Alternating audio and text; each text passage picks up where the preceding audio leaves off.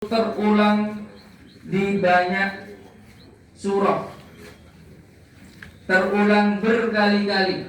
Bahkan kalau di persentase di antara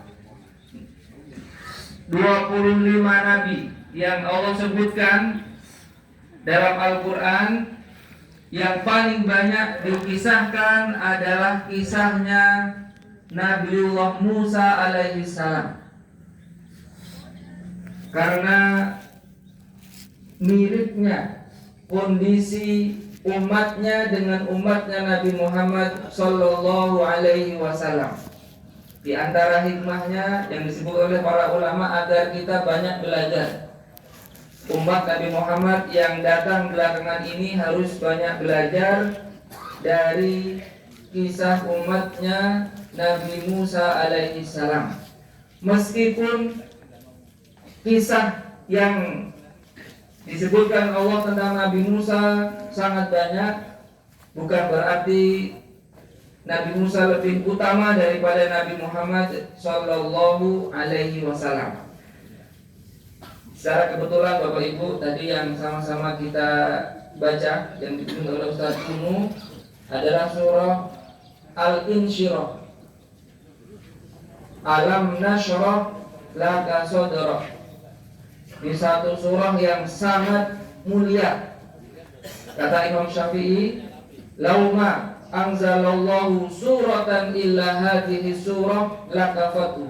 Andai kata Allah tidak menurunkan surah kecuali satu surah ini saja, tentu itu sudah sangat cukup. Surah ini sekaligus menjadi penguat bahwa secara kedudukan Nabi Muhammad Sallallahu Alaihi Wasallam lebih mulia daripada Nabi Musa. Karena Allah langsung mengatakan alam nashrah laka sadrak. Bukankah kami telah melapangkan dadamu? Berbeda dengan Nabi Musa Bapak Ibu, di tanggal 10 Muharram yang diselamatkan itu, Nabi Musa butuh pertolongan dari Allah. Dalam artian Nabi Musa memohon kepada Allah, Rabbishrah li sadri. Ya Allah, lapangkan dadaku. Wa yassir li amri, mudahkanlah urusanku. Dan seterusnya. Tetapi Nabi Muhammad sebelum minta Bapak Ibu, sebelum minta sudah dilapangkan. Kalau Nabi Musa minta dulu pada Allah agar dilapangkan dadanya, agar dimudahkan urusannya. Nabi Muhammad lebih spesial lagi. Alam nashrah laka sadrak. Bukankah kami telah melapangkan dadamu? Wa wada'na anka wizrak. Dan sudah diangkat beban yang ada di punggung kita. Jadi Nabi Muhammad SAW tingkatannya lebih tinggi daripada Nabi Musa, karena beliau adalah asyraful anbiya wal mursalin. Sekaligus Bapak Ibu, ini menjadi semangat bahwa lapangnya hati, lapangnya dada kita itu menjadi modal awal untuk semua problematika kehidupan.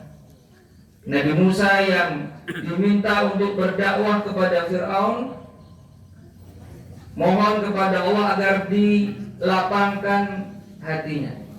Karena sebesar apapun masalah atau problematika hidup kita, kalau hati kita lapang, kita lebih siap untuk menghadapinya.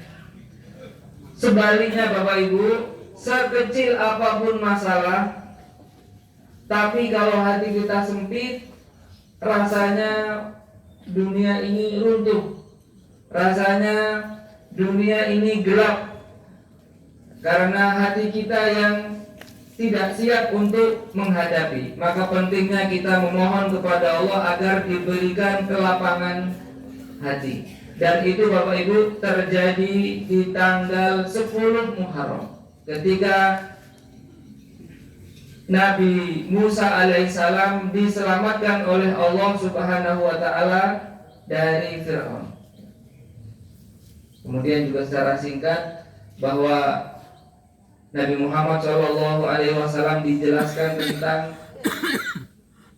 diberikannya dua kemudahan. La yazlibal usru yusrain. Kata para ulama, tidak mungkin dua kemudahan kalah dengan satu kesulitan. Nah, nanti kapan-kapan kita bahas itu supaya tidak melebar Bapak Ibu. Intinya di tanggal 10 Muharram ini merupakan hari yang sangat bersejarah. Yaumun najallahu fihi Musa min Fir'aun. Hari di mana Allah Subhanahu wa taala menyelamatkan Musa dan Bani Israel dari Fir'aun. Fasabahu Musa syukran. Maka Nabi Musa berpuasa sebagai bentuk rasa syukur kepada Allah. Maka di sini Bapak Ibu, di antara pelajarannya adalah bahwa kita bisa meniru sunnahnya Nabi Musa ini, beribadah kepada Allah sebagai bentuk rasa syukur kita kepadanya.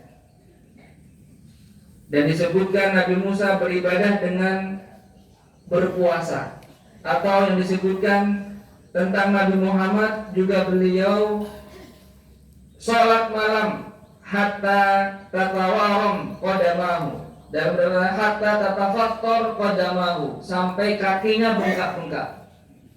Ketika ditanya oleh Aisyah radhiyallahu anha,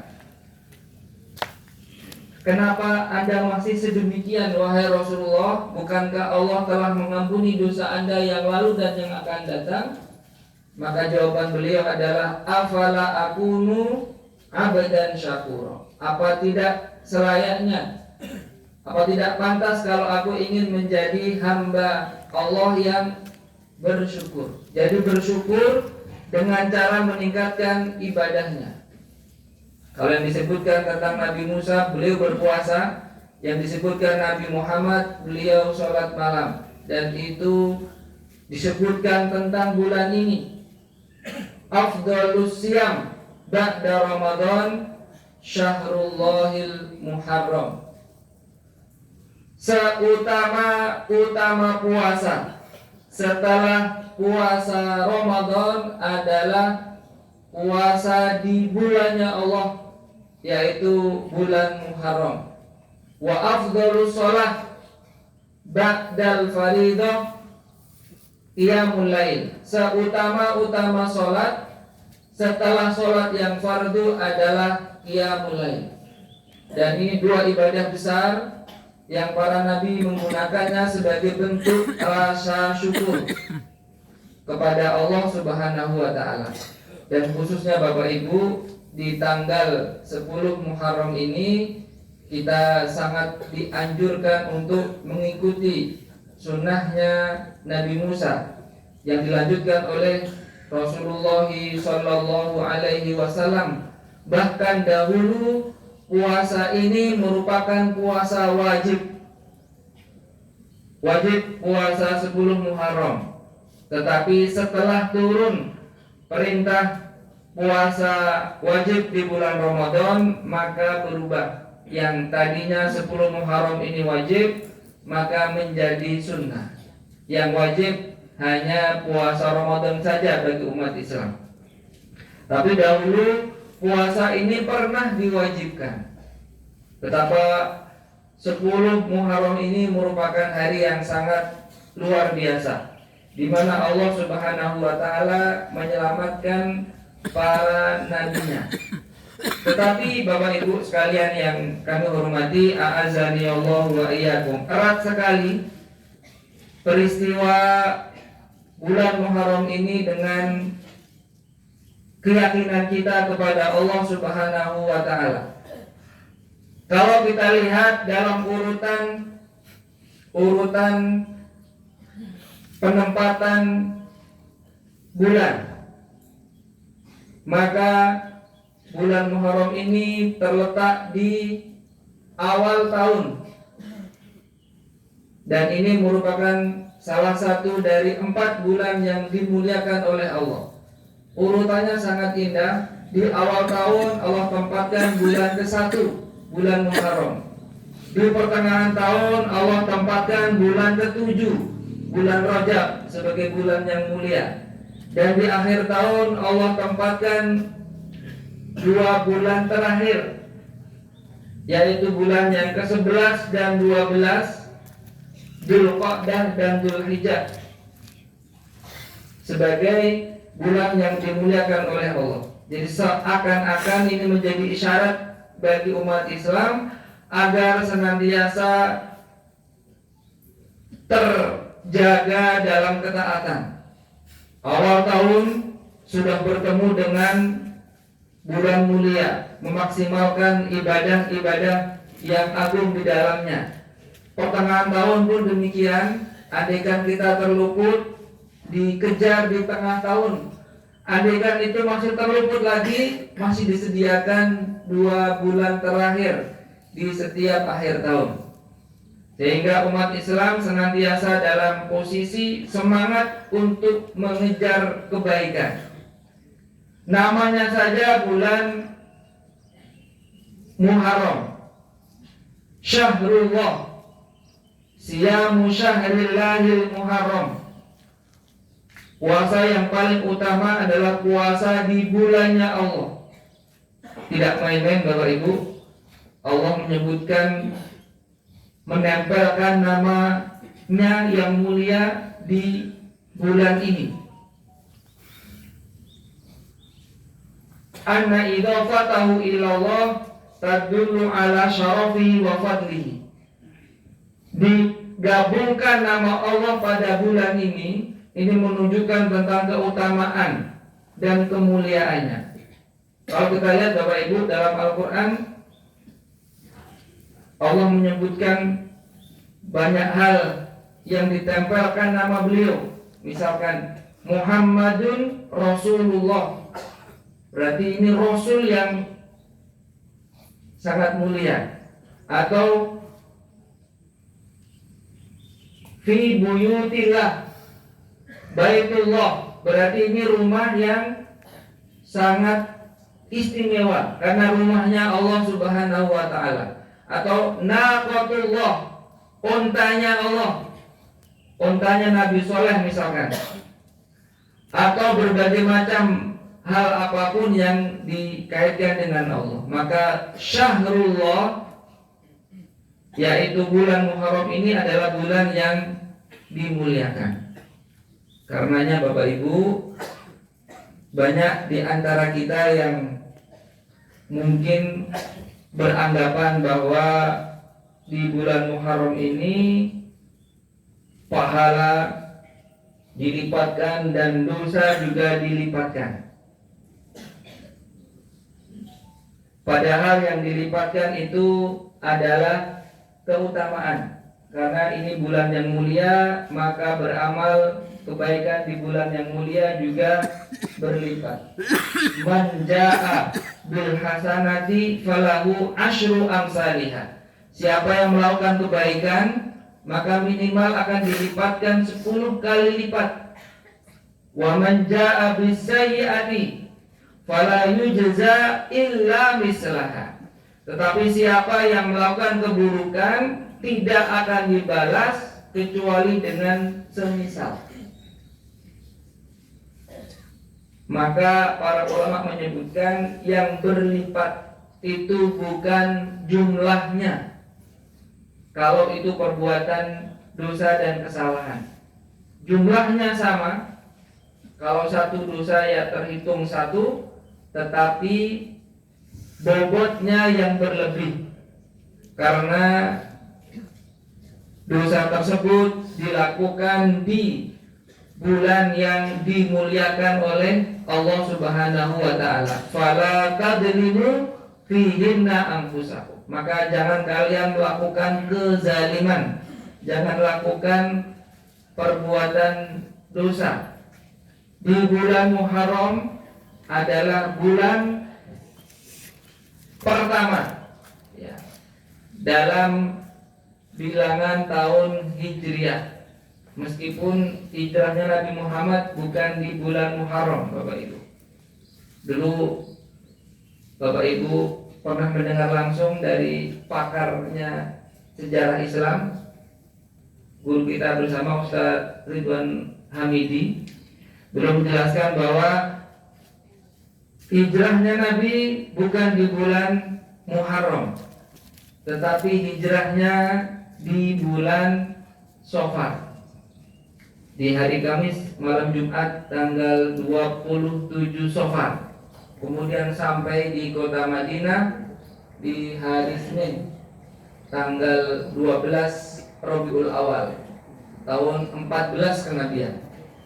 Kurang lebih 2 minggu perjalanan untuk melaksanakan hijrah tersebut. Tetapi niat beliau untuk melaksanakan hijrah itu sudah dimulai sejak bulan Muharram. Meskipun terlaksananya baru di bulan Safar dan sampainya ke kota Madinah di awal dari bulan Rabiul Awal. Bulan Muharram itu bulan yang dimuliakan. Bagaimana mungkin Bapak Ibu di keyakinan masyarakat kita bulan Muharram ini menjadi bulan yang dianggap sial. Di masyarakat Jawa khususnya bulan Muharram ini dikenal dengan istilah bulan Syuro. Diambil dari kata Asyura yang ke-10. Kemudian disebut dengan Syuro. Bagaimana Bapak Ibu? Apakah bulan Syuro itu bulan yang berbahaya sehingga banyak calon pengantin yang menghindari bulan Syuro ini untuk menikah? Kalau nikah nanti saja nunggu Syawal.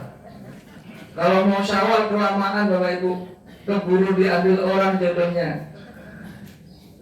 Memang Rasulullah Shallallahu Alaihi Wasallam menikahi Aisyah di bulan Syawal. Tazawwajani Rasulullah Shallallahu Alaihi Wasallam fi Syawal wa banabi fi Syawal, kata Aisyah. Rasulullah menikahiku di bulan Syawal. Usia beliau saat itu 7 tahun. Wa banabi fi Syawal, dan satu rumah itu juga mulai di bulan Syawal. Di usia beliau 9 tahun saat itu. Tetapi istri beliau yang lain tidak semuanya di bulan Syawal. Hafsah itu di bulan Sya'ban. Di antara fakta sejarah yang menarik Bapak Ibu, kenapa Rasulullah menikahi Aisyah di bulan Syawal, itu karena dahulu orang-orang jahiliyah mereka berpandangan bahwa bulan Syawal itu bulan sial. Ya. Tasya'uman, mereka itu menganggap itu bulan sial, sehingga mereka tidak mau melaksanakan pernikahan di bulan Syawal. Dulu orang jahiliyah pun malah begitu, karena dianggap unta-unta itu naik ekornya, bukan musim kawin untuk unta, maka tidak bagus ini untuk menikah. Rasulullah membuktikan bahwa itu adalah mitos yang tidak benar. Maka tradisi yang tidak benar itu harus dilawan. Tradisi yang tidak benar itu bukan bagian dari ajaran agama kita. Maka Rasulullah menikahi Aisyah, istri beliau yang sangat beliau cintai, di bulan Syawal. Nah ini Bapak Ibu, kalau ada yang menikah di bulan Muharram, ya insya Allah lebih sedikit saingannya, bahwa penghulu tidak tergesa-gesa untuk pergi ke tempat yang lainnya. Berbeda dengan di bulan Syawal. Kalau Syawal pasti satu tempat bisa banyak sekali undangannya.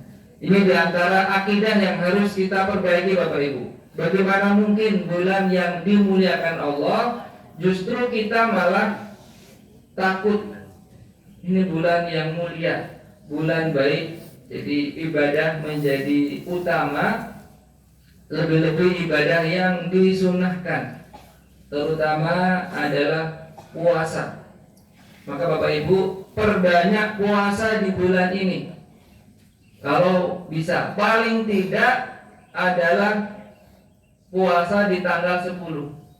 Wasiyamu yaumi Asyura, dan puasa di tanggal 10 dari bulan Muharram ini. Ahtasibu 'ala Allah ayyukaffiras sanatal lati qabla. Ini akan menghapuskan setahun kesalahan yang telah berlalu. Para ulama menyebutkan yang dihapuskan itu adalah dosa-dosa kecil. Adapun dosa-dosa besar itu dihapuskan dengan bertaubat. Andaikan kita bisa menggabungkan antara berpuasa sunnah di 10 Muharram ini sekaligus kita iringi dengan bertaubat kepada Allah, tentu yang besar dan yang kecil akan terhapuskan. Sebagaimana tadi Allah Subhanahu wa taala juga menerima taubatnya Nabi Adam alaihi salam di 10 Muharram, dan juga menerima taubatnya Nabi Yunus juga di 10 Muharram. La ilaha illa anta subhanaka inni kuntu minadh dhalimin, di bulan Muharram. Di bulan Muharram ini pula, terutama di tanggal 10, terjadi peristiwa yang luar biasa, menjadi kesedihan bagi umat Islam. Tahun 61 Hijriah, di tanggal 10 Muharram, cucu kesayangan Nabi Muhammad Sallallahu Alaihi Wasallam, Husain bin Ali, dibunuh di Karbala. Bapak Ibu, ini diantara sejarah ataupun fakta di mana tanggal 10 Muharram ini merupakan tanggal yang memiliki banyak catatan sejarah.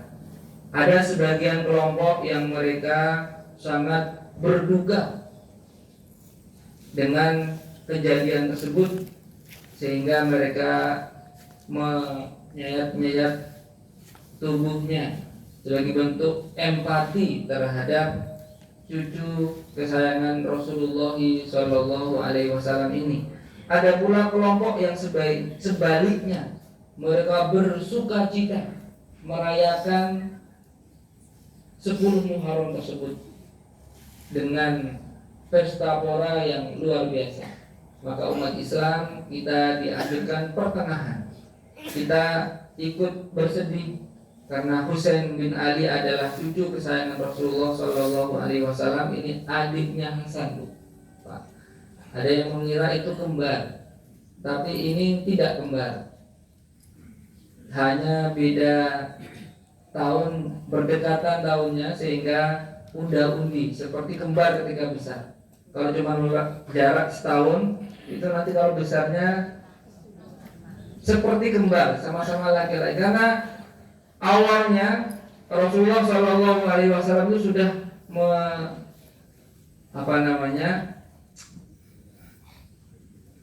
memberikan saran nama untuk cucu tersayang ini. Ketika Ali ditanya, Ali siapa namanya? Ali mengatakan Harb. Harb itu artinya perang, kan? Ali ini pendekar, Ibu. Jadi Harb. Tapi Rasulullah jangan, ganti saja dengan Hasan. Karena nama anak pertama beliau adalah Hasan. Kemudian ketika lahir yang kedua, ketika ditanya, Ali masih ingin menjawab bahwa nama juga Harb, perang lagi. Rasulullah jangan, beri dia nama Husain. Jadi yang adiknya ini yang Husain. Hasan dan Husain ini adalah dua cucu kesayangan Rasulullah Shallallahu Alaihi Wasallam. Jadi putra-putra beliau itu semua wafat di waktu kecil. Maka ketika hadirnya Hasan dan Husain ini sebagai keluarga Rasulullah, ini membuat kebahagiaan Nabi yang sangat luar biasa. Ini Hasan dan Husain. Kalau Hasan ini adalah pemimpin besar bahwa khilafah ala minhajin nubuwah itu selesai dalam kurun waktu 30 tahun. Itu berhenti di masa Hasan. Ya, ketika Hasan menyerahkan kepemimpinannya kepada Muawiyah bin Sufyan radhiyallahu anhu, itu adalah pas 30 tahun. Jadi setelah itu adalah kepemimpinan yang diberikan Allah kepada yang Allah kehendaki. Tapi yang alamin haji nubuwah itu selama kurun waktu 30 tahun. Dari Nabi Muhammad, kemudian ke Abu Bakar, ke Umar, ke Utsman, ke Ali, dan sampai kepada Hasan bin Ali. Nah, Husain ini yang adiknya itu yang terbunuh, ya insyaallah syahid di Karbala itu. Bapak Ibu yang kami hormati, a'azzani Allah wa iyyakum, di antara keyakinan yang kurang tepat tentang Muharram ini, banyak ada orang yang menyebutkan ada doa-doa khusus yang dibaca di awal tahun. Padahal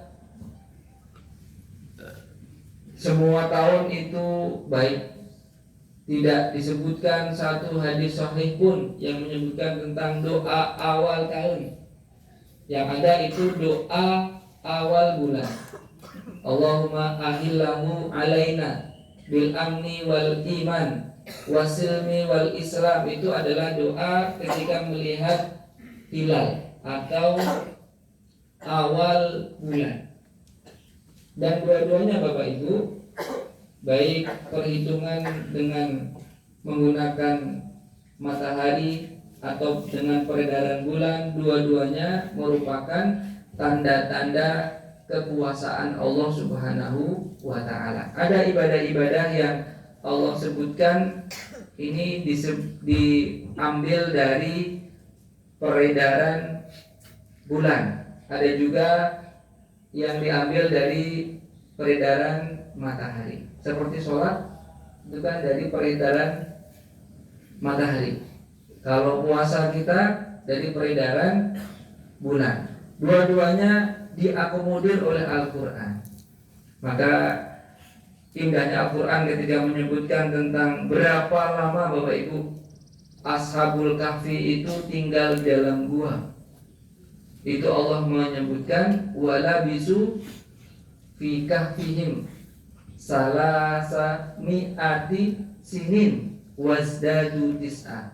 Jadi Ashabul Kahfi itu tinggal di dalam gua itu 300 tahun ditambah 9. Kenapa kok tidak langsung 309 tahun?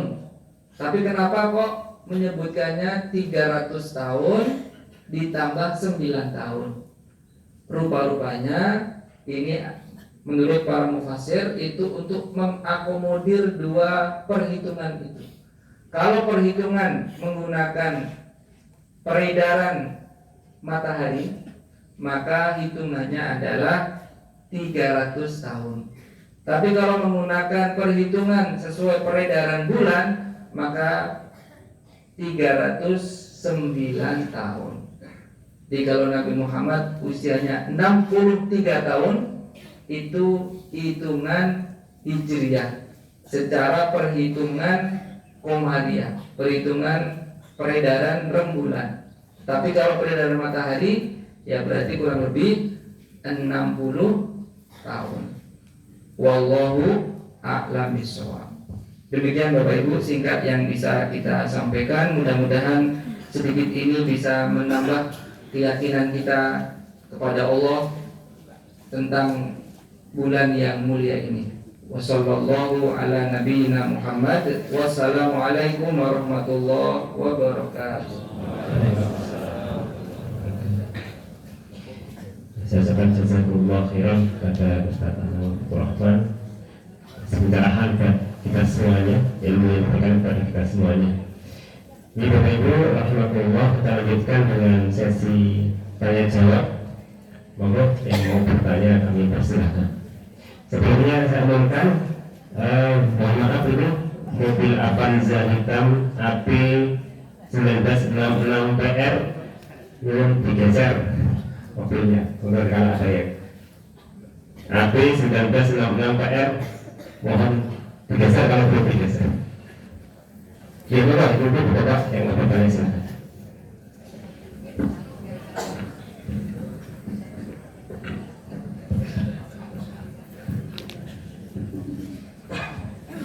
Assalamualaikum warahmatullahi wabarakatuh. Untuk keutamaan bulan Muharram selain puasa tanggal 10 atau 3, 7, 9, 10 ini mengusap kepalanya anak yatim. Nah ini ada istilahnya dasarnya ya. Kalau selama ini kami telah melakukan dari Aisyah gitu ya. Jadi bagaimana Pak? Kalau ada dasarnya lebih ya aku yakin memang memberi anak yatim tidak harus 10 hal tapi utamanya. Assalamualaikum warahmatullahi wabarakatuh.